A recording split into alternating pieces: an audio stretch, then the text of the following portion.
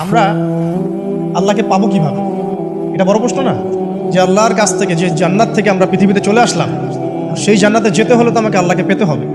আল্লাহকে পেতে হলে আমার কি কি করণীয়, খুব শর্ট করে আমি কয়েকটা পয়েন্টস আপনাদেরকে শেয়ার করছি। 1 নাম্বার, আল্লাহকে পেতে হলে অবশ্যই তার নবী মুহাম্মদ সাল্লাল্লাহু আলাইহি ওয়াসাল্লামকে অনুসরণ করতে হবে।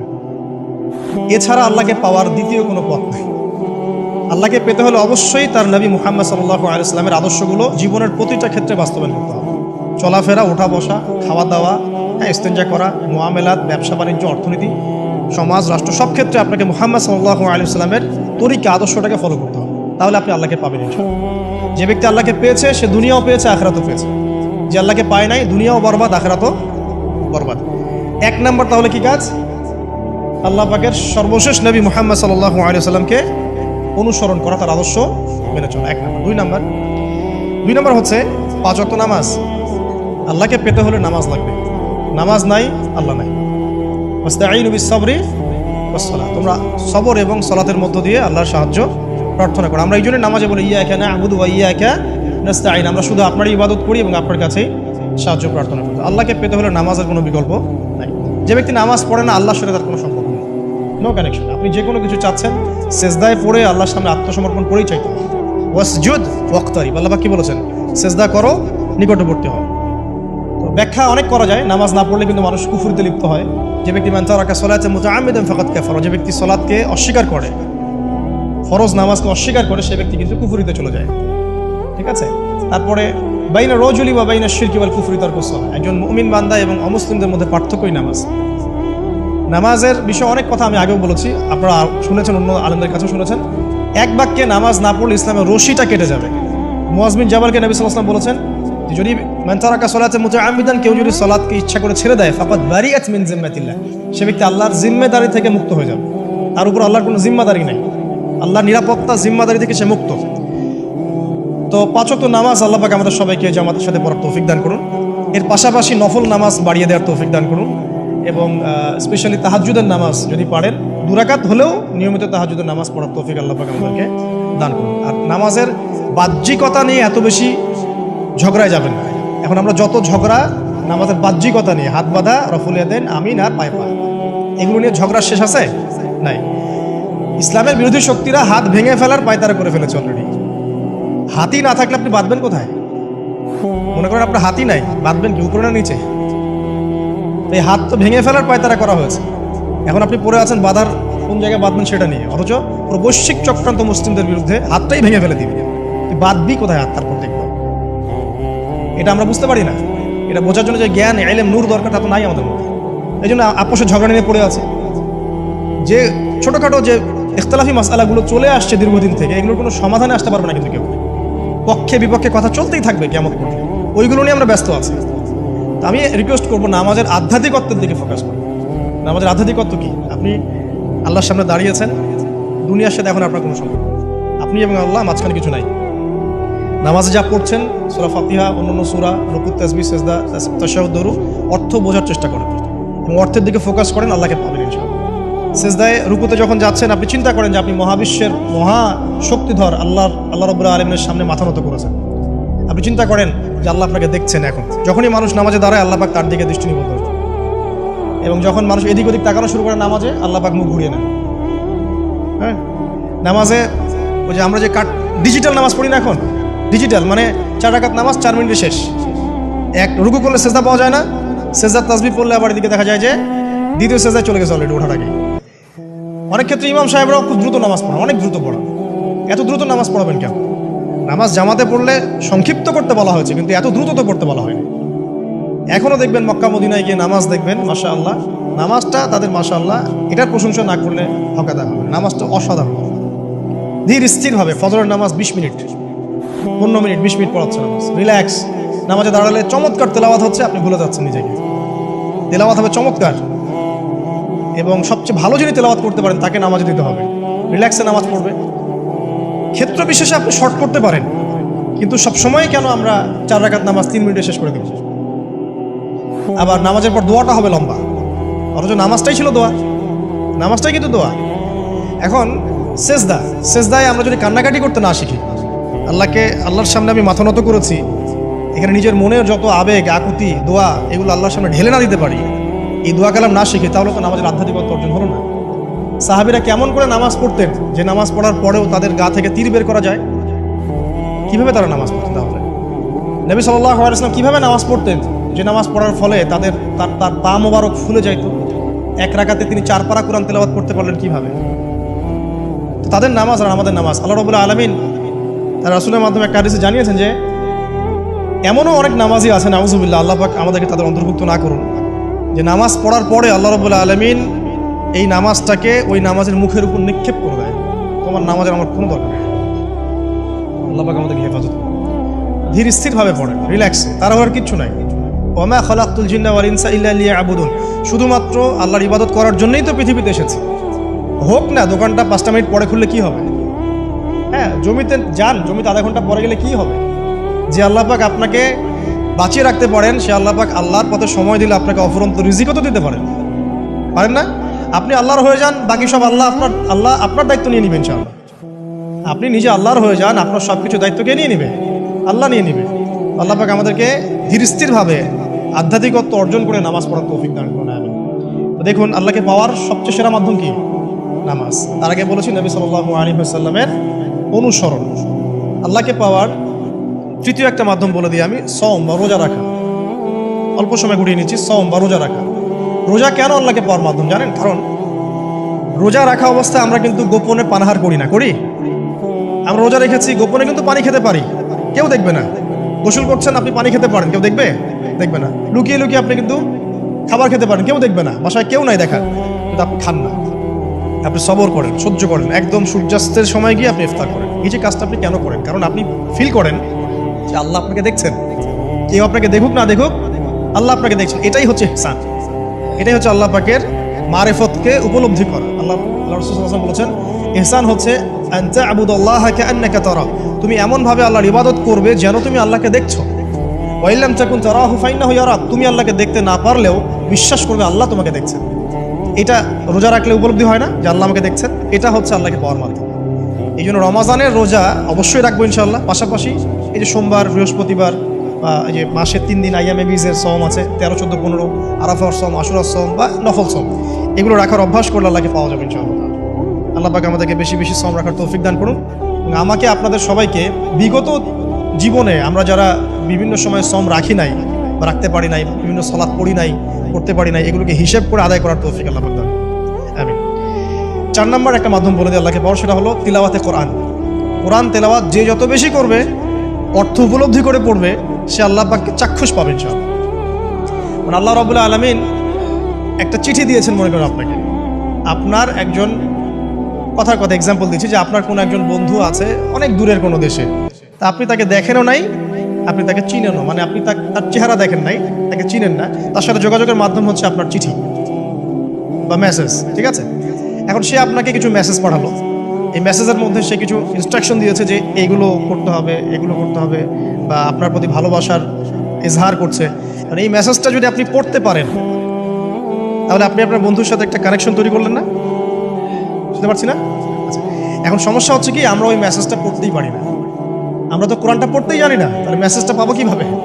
আর যারা পড়তে জানি সেই ভাষাটা বুঝি না। এখন ওই বন্ধু মনে করেন চিঠি লিখেছে বাংলা ভাষায়, আর আপনি বাংলা পড়তে জানেন না, তাহলে কি পারবেন উপলব্ধি করতে তার মনের ভাব, সেই বন্ধুর আবেগ, ভালোবাসা, প্রেম আপনি উপলব্ধি করতে পারবেন?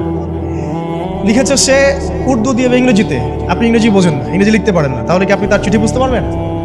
এখন আমরা যেহেতু আরবি বুঝি না, এই কারণে কোরআনের মধ্যে কি বলেছেন আল্লাহ রাব্বুল আলামিন আমরা উপলব্ধি করতে পারছি। আমি কি বুঝতে পারছি? তো কোরআন শুধুমাত্র তিলাওয়াত করা যথেষ্ট নয়। তিলাওয়াত করলে আপনি প্রত্যেক হরফে 10 টাকা পাবেন, কোনো সমস্যা নাই, কিন্তু ওই মেসেজটাকে উপলব্ধি করতে হলে আপনার অর্থটা জানতে হবে। অর্থ জানলে পরে আপনি দেখবেন আল্লাহকে আপনি চাক্ষুষ সামনে পাচ্ছেন ইনশাআল্লাহ। আপনি হতাশ হয়েছেন, হতাশা দূর করার জন্য সূরা আছে কোরআন। বিপদে পড়েছেন, বিপদ দূর করার সূরা আছে কোরআন। আপনার রিজিকের সমস্যা কাটানোর সূরা কোরআনে আছে। হাজতের প্রয়োজন, সূরা ইয়াসিন, হাজতের সূরা চলে আসে। অসুস্থ হয়েছেন, শেফার সূরা কোরআনে আছে। বা কাউকে জিন টোনা করা হয়েছে, বানটোনা করা হয়েছে, ওর শেফাও কোরআনে আছে। এমন কোনো বিষয় নাই যেটা আল্লাহ রাব্বুল আলামিন কোরআনের মধ্যে নাজিল করেন নাই। ব্যবসা করতে চান, কোরআন কথা বলবে, ঠিক আছে? আপনি সামাজিক বিষয়ে ডিল করতে চান, সূরা হুজুরাত কথা বলবে। আপনি ইতিহাস ভালোবাসেন, কোরআনে ইতিহাস দিয়ে ভর্তি করা আছে। আপনি কাব্য ভালোবাসেন, কবিতা পড়তে ভালোবাসেন, কোরআনের মধ্যে কবিতা দিয়েও ভর্তি আছে। আর রহমান আল্লামাল কোরআন খালাকাল ইনসান, এখানে ছন্দ আছে না? প্রত্যেকটা ছন্দ, ওয়ান নাজমি ইযা হাওয়া মা দাল্লা সাহিবুকুম ওয়া মা গাওয়া ওয়া মা ইয়ানতিকু আনিল হাওয়া, ছন্দ আছে না? আপনি উপন্যাস ভালোবাসেন, কোরআনে অনেক উপন্যাস আছে, যা চান তাই পাবেন। এক কথায় আপনি আল্লাহকে পাবেন কোরআনের মধ্য দিয়ে। কোরআনের সাথে যার সম্পর্ক যত বেশি, আল্লাহর মারিফত সে তত বেশি পাবে ইনশাআল্লাহু আযজা ওয়া জাল। চারটা বলেছি না? 5 নাম্বার হচ্ছে হজ উমরা করা। হজ উমরা আল্লাহ পাক আমাদের সবাইকে বেশি বেশি করার তৌফিক দেয়। হজ এবং উমরা এমন কিছু কাজ আছে যে কাজগুলো সরাসরি আপনার সাথে আল্লাহ পাকে কানেকশন করা। আরাফার মাঠে যাবেন, ওই মাঠে কি কিয়ামত হবে না? আল্লাহকে চিনতে পারবেন এখানেই। তারপরে যে সাই করেন না, সাফা মারওয়া সাই করে, ওখানে গেলে আপনি বুঝতে পারবেন যে কিভাবে ইসমাইল আলাইহিস সালামকে পানি দেওয়ার জন্য তার মা হাজরা এখানে দৌড়াদৌড়ি করেছে। বাইতুল্লাহ দেখবেন, আপনি চিনবেন যে আল্লাহর তাওহীদ কি জিনিস। চোখে দেখার সাথে সাথে আপনার ভিতরে এমন একটা ফিলিংস আসবে যেটা ভাষায় প্রকাশ করা যাবে। চোখে দেখার সাথে সাথে এমন একটা ফিলিংস আসবে, আপনাকে আমি এটা ভাষায় প্রকাশ করে বোঝাতে পারবো না। আপনি জানবেন ইব্রাহিম আলাইহিস সালাম এবং তার ছেলে ইসমাইল আলাইহিস সালাম বাপ বেটা মিলে রাজমিস্ত্রির কাজ করেছে। এটা আপনি জামজাম কূপ দেখবেন, পানি পান করবেন, আল্লাহকে চিনতে পারবেন। এই কূপ অলৌকিক, এই কূপের মতো কূপ নাই পৃথিবীতে, এর পানি কখনো শেষ হয় না। এবং এই পানি খেয়ে মানুষ বেঁচে থাকতে পারে, খাবারের দরকার হবে না। দীর্ঘদিন পর্যন্ত এই পানি খেয়ে মানুষ বেঁচে থাকতে পারবে, খাবারের প্রয়োজন হয় না। তো এই পানির মধ্যে এমন কিছু উপাদান আছে যেটা মানুষের শরীরের রোগগুলোকে শেফা দিয়ে দিবে ইনশাআল্লাহ তাআলা আল্লাহর হুকুমে। তো প্রত্যেকটা কাজে রাসূল সাল্লাল্লাহু আলাইহি ওয়াসাল্লামের শহরে গেছেন মদিনায়, ওই মদিনার বাতাসটা আপনাকে বলে দিবে যে এটা একটা অন্যরকম শহর। ঠিক আছে? রাসূল সাল্লাল্লাহু আলাইহি ওয়াসাল্লামের রওজায় যাবেন, সামনে দাঁড়াবেন, আপনি আল্লাহকে চিনতে পারবেন। আপনি আর পৃথিবীতে থাকবেন না, অন্য জগতে চলে যাবেন। ওই যে বাকিউল গারকাত আছে, সাহাবীদের কবরস্থান জান্নাতুল বাকি, ওখানে ঢুকবেন, আপনার কাছে মনে হবে যে পৃথিবীটা আসলে কিছুই না। পৃথিবীর সবচেয়ে সেরা মানুষগুলো এই মাটির নিচে শুয়ে আছে, ওখানে আপনাকে খুবই তুচ্ছ মনে হবে তাদের সাথে। এই যে মানে বিভিন্ন জায়গায় গিয়ে আল্লাহকে চিনতে পাওয়া, এটা সবচেয়ে ভালো হয় হজ এবং উমরাতে গিয়ে। আল্লাহ পাক আমাদেরকে তৌফিক এনায়েত করুন। এটা একটা আল্লাহকে পাওয়ার নিদর্শন। যাদের হজ ফরজ হয়ে গেছে অবশ্যই হজ করে ফেলবেন, আর যাদের সামর্থ্য আছে তারা বেশি বেশি উমরা করবেন। নবী সাল্লাল্লাহু আলাইহি ওয়াসাল্লাম বলেছেন, এক হজ পরের হজের মধ্যে যত গুনাহ মাফ করিয়ে দেয়, এক উমরা পরের উমরার মধ্যে যত গুনাহ সেগুলোকে মাফ করিয়ে দেয়। আল্লাহ পাক আমাদেরকে এই আমলগুলো করার তৌফিক এনায়েত করুন। 6 নাম্বার বলছি জিকির। আল্লাহ পাকের জিকির বাড়াতে হবে। যে আল্লাহ পাকের জিকির যত বেশি করবে, সে আল্লাহ পাকের মারিফত তত বেশি উপলব্ধি করবে, আল্লাহকে পাবে ইনশাআল্লাহ। আর এই জিকির করার জন্য ওযুও শর্ত নয়, জানেন? আল্লাহর জিকির করার জন্য কিন্তু ওযু শর্ত নয়। আপনি মনে মনে চলতে ফিরতে অলওয়েজ সুবহানাল্লাহ, আলহামদুলিল্লাহ, আল্লাহু আকবার, লা ইলাহা ইল্লাল্লাহ, আস্তাগফিরুল্লাহ করতেই থাকতে পারেন। কষ্ট কিছু আছে? খালি জবান চলবে, খালি জবান চলবে। মাঠে কাজ করছেন, ওই যে লাঙল দিয়ে কাজ করছেন, সেচ দিচ্ছেন, আপনি করতে থাকবেন আস্তাগফিরুল্লাহ ওয়া আতুবু ইলাইহি, লা হাওলা ওয়ালা কুওয়াতা ইল্লা বিল্লাহ, সুবহানাল্লাহ, আলহামদুলিল্লাহ, লা ইলাহা ইল্লাল্লাহ, আল্লাহু আকবার। কোনো সমস্যা? কোনো সমস্যা নেই। রান্না বান্না করছে মেয়েরা, এটা করতে করতে পড়তে পারবে না? গাড়ি ড্রাইভ করছেন, ড্রাইভ করতে করতে আপনি পড়তে পারবেন লা ইলাহা ইল্লাল্লাহ ওয়াহদাহু লা শারীকা লাহু, লাহুল মুলক ওয়া লাহুল হামদু ওয়া হুয়া আলা কুল্লি শাইইন কাদির। যে কোনো কাজ করতে করতেই ইল্লাল ইস্তিনজা, ইস্তিনজা বাদ দিয়ে। ইস্তিনজা কি জিনিস? প্রসাব পায়খানা। এই সময় এগুলো মুখ দিয়ে বলবেন না, দরকার নাই। আপনি এখানে এরপরে যে সময়গুলো আছে এগুলোতে আপনি জিকির বাড়াবেন। যে যত বেশি জিকির করবে তার কলব তত বেশি পরিচ্ছন্ন হবে। যার কলব যত পরিচ্ছন্ন, আল্লাহর নূর তার কলবে তত বেশি আসবে, সে আল্লাহ পাকে তত কাছে পাবে ইনশাআল্লাহু আযজা ওয়া জাল। 7 নাম্বার দোয়া ইস্তেগফার বাড়িয়ে দেয়। আল্লাহর কাছে বেশি বেশি দোয়া করতে হবে। দোয়া বাড়িয়ে দেন। দোয়ার জন্য হুজুর ডাকতে হবে না, দোয়ার জন্য আমাকে ডেকে বাসায় খাওয়ানোরও দরকার নেই। দোয়ার জন্য আপনি যথেষ্ট।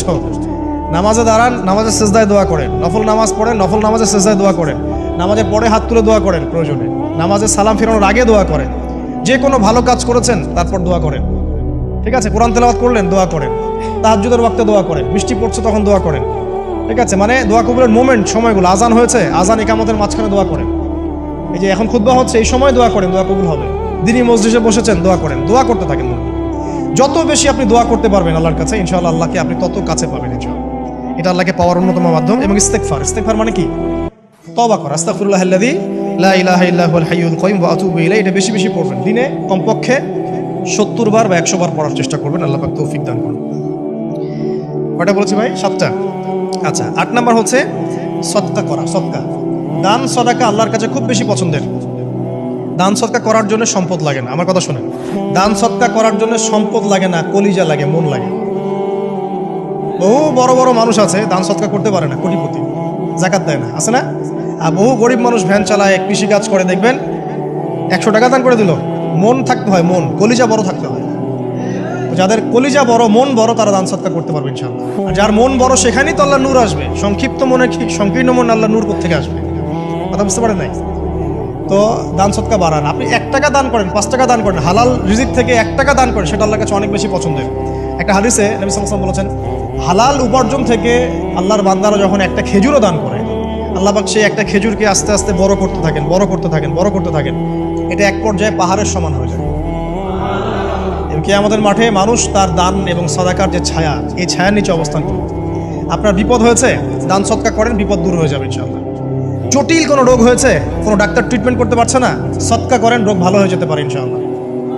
সদকার ব্যাপক ফজিলত আছে। সদাকা, দান সদাকা, দোয়া, এগুলো তাকদীরের যে বিপদ আপদগুলো আছে না, ঝুলে আছে, আমাদের তাকদীরে বিপদ আছে না অনেক, এগুলোকেও সরিয়ে দিতে পারে আল্লাহ। এই শক্তি আছে দোয়া এবং দান সদকার মধ্যে। আল্লাহ পাক আমাদেরকে বেশি বেশি সদাকা করার তৌফিক দান করুন, আমিন। আর সদাকা নফল না করতে পারলেও কমপক্ষে ফরজ জাকাতটুকু দিবেন, ফরজ জাকাতটুকু দিবেন। কারণ জাকাত, সদকা এবং ব্যবসা এগুলো হচ্ছে ইসলামিক অর্থনীতির মূল ভিত্তি। এর সাথে কৃষি কাজ। আর দুটো বলে শেষ করে দেই। 9 নম্বর হচ্ছে আমর বিল মারুফ এবং নাহি আনিল মুনকারের কাজ করা, মানে সৎ কাজের আদেশ করা, মানুষকে অসৎ কাজে নিষেধ করা। এই কাজটা যে যত বেশি করবে সে তত বড় ব্যবসায়ী।